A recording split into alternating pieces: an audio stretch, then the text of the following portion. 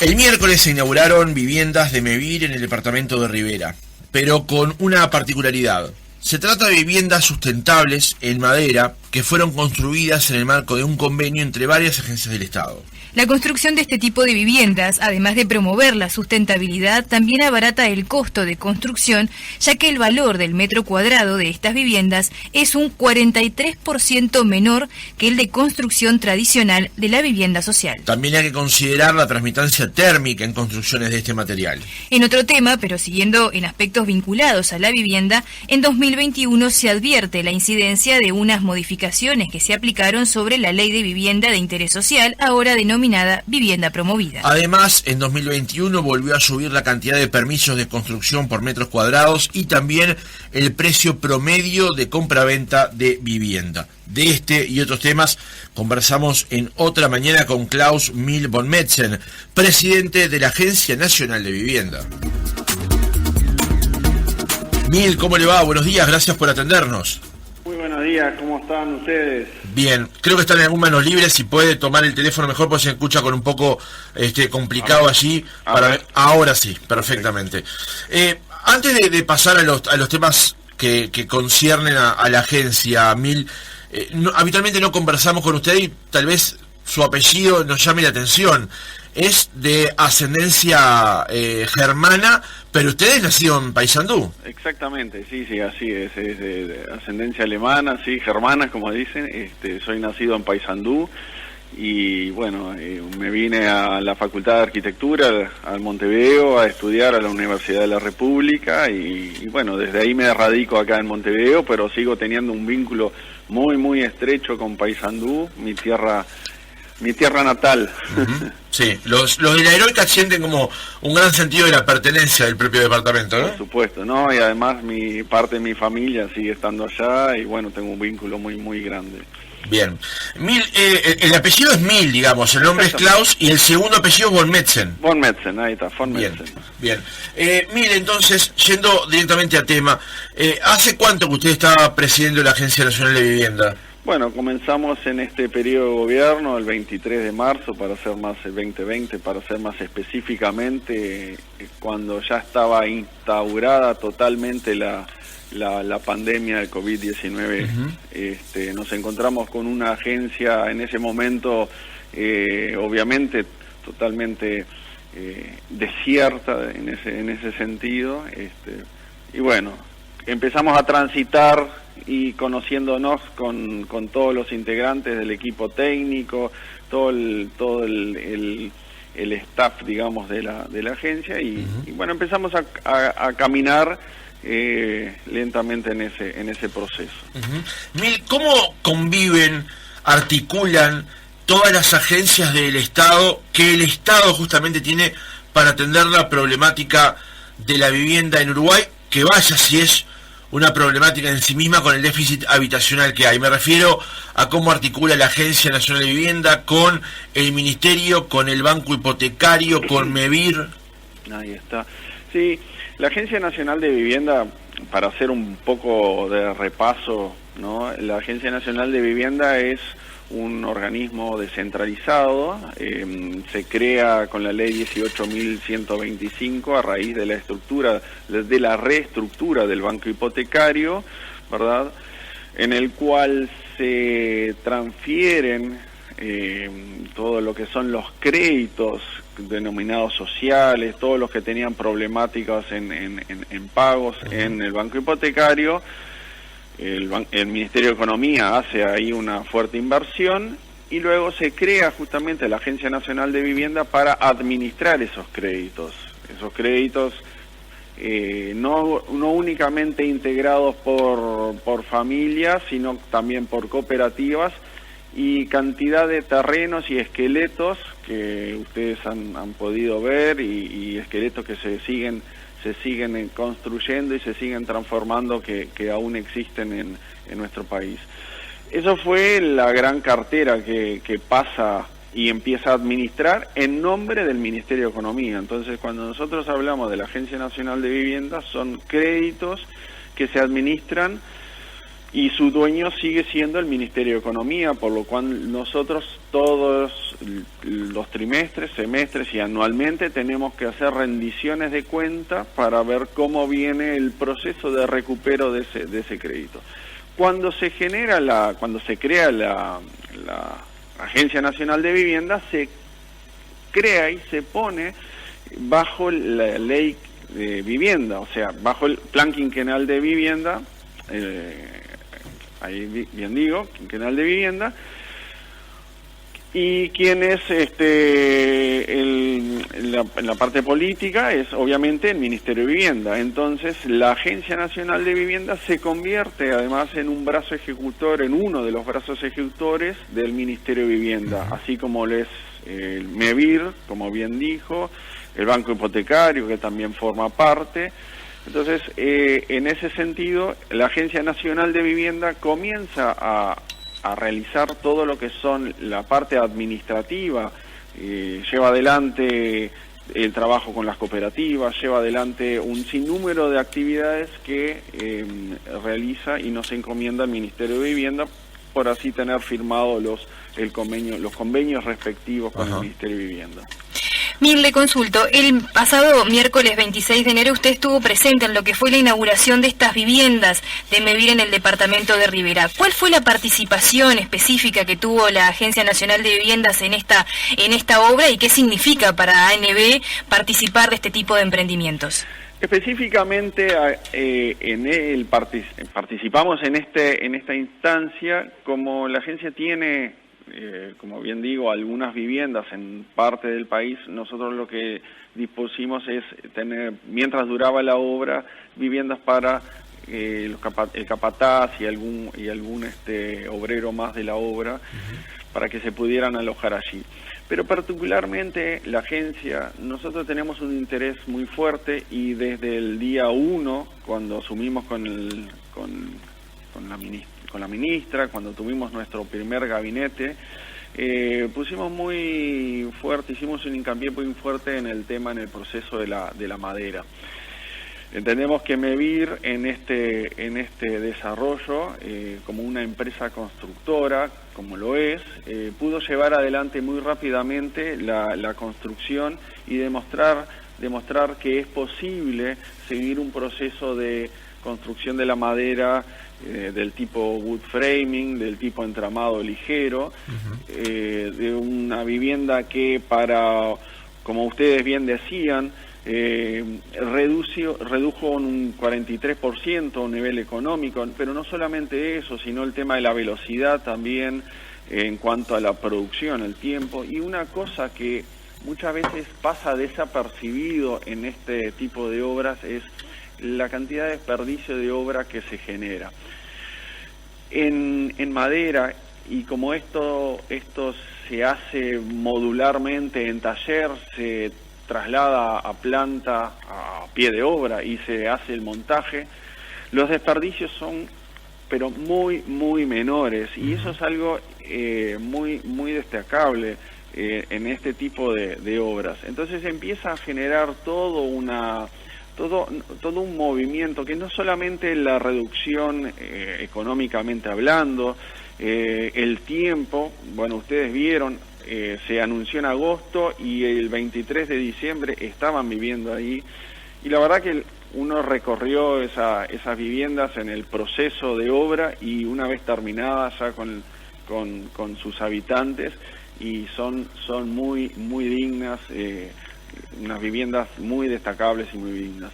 Pero no son las únicas viviendas que hay en el país de madera. También hay planes que se han hecho hace 20 años aproximadamente, y hay cooperativas de vivienda que están armadas en madera, y cuando uno le pregunta a los usuarios, la verdad que no las cambian por nada, porque son muy confortables, invierno, verano, el mantenimiento que hacen es menor, es una pintura muchas veces. Uno se pregunta, ¿no? Siempre existe el tema de, bueno, la madera tiene una cantidad de problemáticas, no es tan así. Las mismas problemáticas o aún peores a veces surgen con la construcción tradicional cuando no se la hace bien.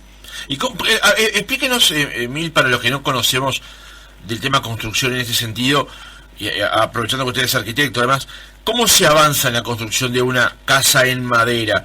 Y además también con el ejercicio de desmitificar aquella idea de que la madera es barata y es para construir una vivienda de mala calidad. Exacto. En realidad, a ver, podemos describir dos tipos de sistemas, gruesamente, hablando de grosso modo. Uno es el sistema de entramado ligero, que le acabo de mencionar, que construyó Mevir muy rápidamente, en 4 meses, con un determinado sistema que se puede empezar a trabajar desde taller o incluso a pie de obra, pero la ventaja de trabajar en un taller es justamente que se puede trabajar en climas lluviosos, fríos y bueno, y con la protección de los obreros que trabajan en ese sentido en la construcción. Luego, sí, el montaje se hace en obra, pero se hace muy rápido, como ustedes vieron. Después existe otro sistema en el cual nosotros vamos a darle un peso mucho más importante desde la Agencia Nacional de Vivienda, que son los sistemas de madera pesada, digamos, los de madera maciza, en los cuales a nivel mundial hay edificios de altura de 20 pisos, edificios muy importantes, muy altos, que se han realizado enteramente de madera. Nosotros estamos detrás de ese camino, estamos trabajando muy fuertemente para que el CLT, que es la placa de madera laminada cruzada, se pueda instaurar. Esta madera, esto permite construir edificios o viviendas de nivel medio en calidad hacia arriba, pero lo más importante acá, que empezamos a hablar de economías de escalas, y cuando se empieza a hacer masiva este tipo de construcción empiezan a bajar muy fuertemente también los costos. Digamos que podemos bajar hasta un 30% con respecto al sistema tradicional, refiriéndonos acá no como en el caso de Mevir, de la vivienda social, sino también a la vivienda de una prestancia un poco mayor, pero convirtiéndola en una vivienda socialmente más asequible.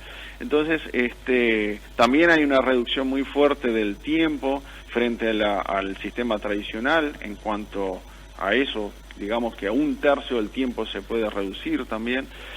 Estuvimos en una vivienda que se hizo aquí en Montevideo, totalmente en CLT, y la arquitecta que probó este sistema se dio cuenta de que cuando tenía montada la estructura había sacado únicamente una volqueta de escombro y la estructura la armó en 14 días, ¿no?, de toda la casa, y después queda el revestimiento. Por lo tanto,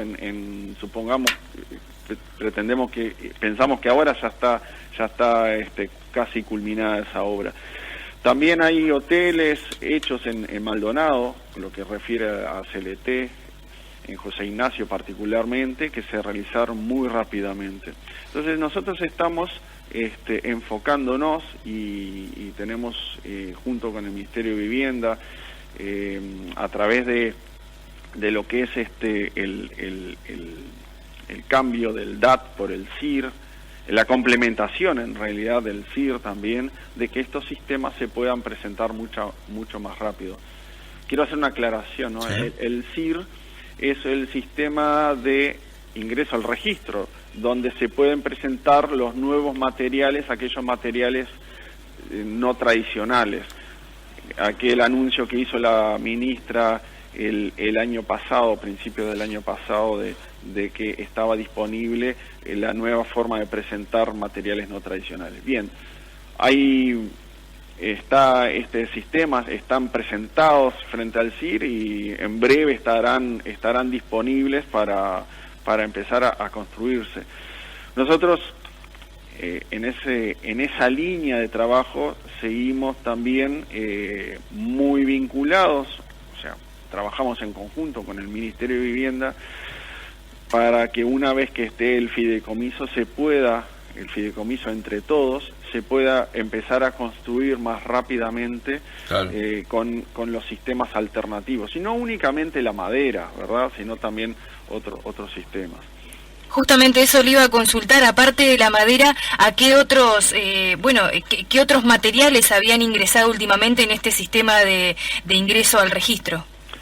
Se está trabajando, por ejemplo, desde UNIT, se está llevando adelante una coordinación muy grande para que todo lo que es el sistema steel framing también pueda tener su participación como un sistema, yo no digo tradicional porque todavía no lo es, pero a nivel privado y particular, ustedes han escuchado, han visto, muchas veces era noticia el tema del steel framing. Bueno, el steel framing en realidad también tiene un proceso de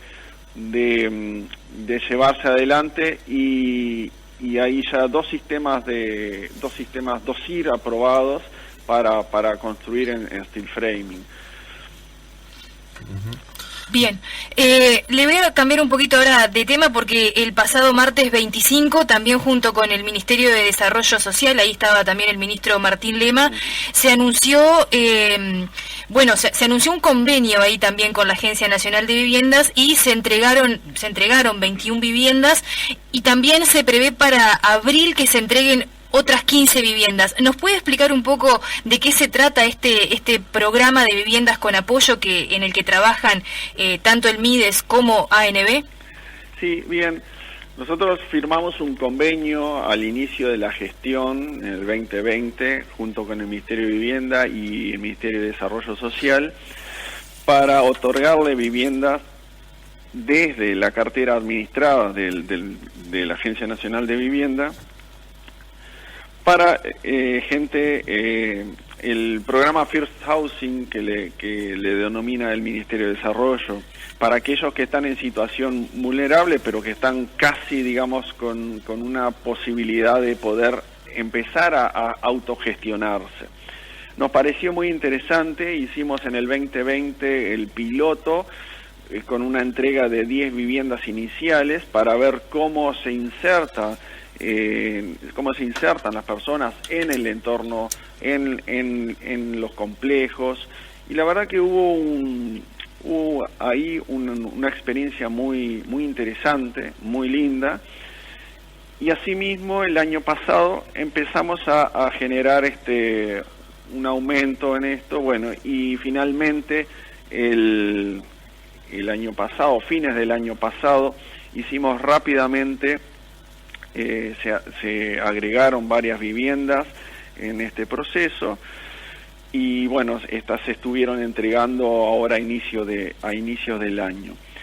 Esa fue la recorrida que estuvimos haciendo, que estuvimos compartiendo y viviendo cómo se habían instalado en los complejos, y la verdad que nos llama la atención muy bien es cómo se desarrolla este programa, y bueno, estamos entonces junto con el Ministerio de Vivienda y el Ministerio de Desarrollo, como bien decía, tratando de impulsar y aumentar un poquito gradualmente la cantidad de viviendas que se pueden ir destinando a este programa, sin descuidar obviamente los programas de la Agencia Nacional de Vivienda, los llamados, las comercializaciones de viviendas que nosotros hacemos normalmente. Acercándonos yo al final del reportaje, apelo a su brevedad sobre dos consultas en particular que quiero hacerle antes del final del reportaje. La primera es cómo ha incidido en 2021 las modificaciones que se llevaron adelante en la ley de vivienda de interés social, como se llamaba antes, o ley de vivienda promovida, cuál es su denominación ahora, porque a juzgar por el informe que presentó la Agencia Nacional de Vivienda a mediados de diciembre del año pasado, con datos cerrados al 31 de agosto, esas modificaciones generaron más permisos de construcción por metros cuadrados. Es correcto. Sí, Sí, es impresionante la modificación al reglamento de la ley de vivienda promovida genera la liberación de los topes, cambios en la posibilidad de construir, generó rápidamente un interés muy grande en la población en sí, en los inversores también, en presentar más proyectos. Tan es así que en el 2020 aumentaron con respecto al 2019, aumentó notoriamente, pero en el 21, el año pasado, como ustedes bien dicen, aumentó al doble, o sea, de los 80 y algo de proyectos que se habían presentado en el año 2020, se presentaron 180 proyectos en el año 2021, lo que equivale a unas 5.700 viviendas presentadas. Eso generó obviamente un aumento de trabajo muy interesante en la oficina del inversor. Nosotros además, ante esta necesidad de querer informar y de querer mostrarle también al inversor cómo y cuáles son las zonas en las que se está trabajando, bueno, la agencia volvió a hacer nuevamente un informe inmobiliario que el próximo va a estar disponible en abril, semestralmente, como usted bien dice, de agosto, tuvimos todo un informe de los valores, las tasaciones, la ubicación de los proyectos distribuidos en el territorio y demás. Creemos además ahora que con la incorporación del fideicomiso Entre Todos, vamos a estar movilizando un poco más todavía, y sabemos que van a presentarse muchísimos más proyectos, pero también van a estar más distribuidos en todo el territorio nacional. El fideicomiso Entre Todos va a posibilitar que se ingresen proyectos que promuevan empresas pequeñas, empresas que normalmente no trabajan a este nivel, sino que posibilitamos el ingreso de 2, 3, 4 viviendas y de esa forma también comercializarlas desde el sistema público. Bien. Una última pregunta, por lo menos de mi parte. En estos momentos hay un conflicto que está llevando adelante el sindicato AEU con la OPP por los bancos públicos, pero dentro de la plataforma de discusión de los trabajadores de AEU se plantea el ingreso o al convenio colectivo de los trabajadores bancarios de quienes trabajan en la Agencia Nacional de Vivienda por el tipo de trabajo que allí realizan. ¿Cuál es su posición con respecto a este planteo que hace AEU? Bien, acá nosotros tendríamos que conversar, digamos, plantear un poco cómo se posiciona la agencia, o en realidad cuál es el asunto aquí. La Agencia Nacional de Vivienda se crea por la ley 18125 y así como trae todos los créditos del banco hipotecario, también parte de sus funcionarios continúan trabajando. Hoy, en el año 2022, vamos a tener la parte más grande de jubilaciones, digamos, más gruesa de jubilaciones de empleados bancarios, funcionarios bancarios. Pero la agencia, una vez que empieza a jubilarse sus funcionarios, empieza a hacer llamados. Justamente ahora estamos en medio de un proceso, un llamado de funcionarios administrativos, pero los cuales ingresan bajo la función pública como funcionarios públicos. Entonces convive aquí en la Agencia Nacional de Vivienda, convive en dos regímenes. Por un lado convive el régimen bancario y por el otro lado el del funcionario público. Claro, aquellos que migraron, digamos, del banco hipotecario a la recién creada Agencia de Vivienda. Exactamente. Y bueno, eso muchos años atrás, y se sigue funcionando, se sigue generando algunos conflictos internos, obviamente, ¿no? 6 horas frente a 8 horas, 6 horas y media frente a 8 horas, con diferencias de sueldo. Bien, eso trae una serie de conflictos. ¿Es muy importante la diferencia salarial, Mil? Es importante, sin duda que es importante. Nosotros estamos trabajando fuertemente con OPP y con la Oficina del Servicio Civil para tratar de generar una mejora en la estructura de la agencia, buscando muchas veces siempre el camino medio de las situaciones. Pero bueno, esto es un tema que se viene discutiendo. Tenemos una conversación fuerte con el sindicato siempre, fuerte en el sentido de que, bueno, es seria, las discusiones son precisas, nunca se ha roto el diálogo, y nosotros lo que siempre buscamos es buscar salir, digamos, en el sentido de que el funcionario pueda tener su mejor retribución en esto, pero también nosotros estamos buscando en un conjunto la salida para la Agencia Nacional de Vivienda. Mil, le voy a hacer la última pregunta ya sobre el final y le traslado una duda que nos llega desde la audiencia.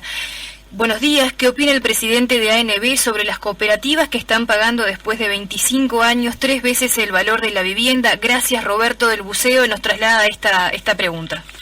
Bueno, ahí nosotros estamos trabajando fuertemente, también estamos trabajando con DINAVI, con el Ministerio de Vivienda, para encontrar una solución, digamos, a esta problemática que vienen viviendo las cooperativas, pero también todo la cartera que administra la Agencia Nacional de Vivienda. Entonces, estamos trabajando a ver de qué forma podemos encontrar una situación a este asunto. Nosotros somos administradores de las carteras, tanto de cooperativas como de los fideicomisos, pero bueno, entendemos que de alguna forma estamos en el camino de buscar alguna solución a lo que ellos plantean. Bien, ¿y hay alguna definición eventualmente a corto plazo para atender una realidad como la que plantea Roberto, donde ya largamente ha pagado por su vivienda? Sí, seguimos discutiendo, seguimos buscando, y yo creo que a corto plazo puede haber alguna novedad, sí. Bien. Klaus Mil von Metzen, presidente de la Agencia Nacional de Vivienda, gracias por haber estado otra mañana con nosotros. Muchas gracias a ustedes, Francisco, Rosana. Yo solo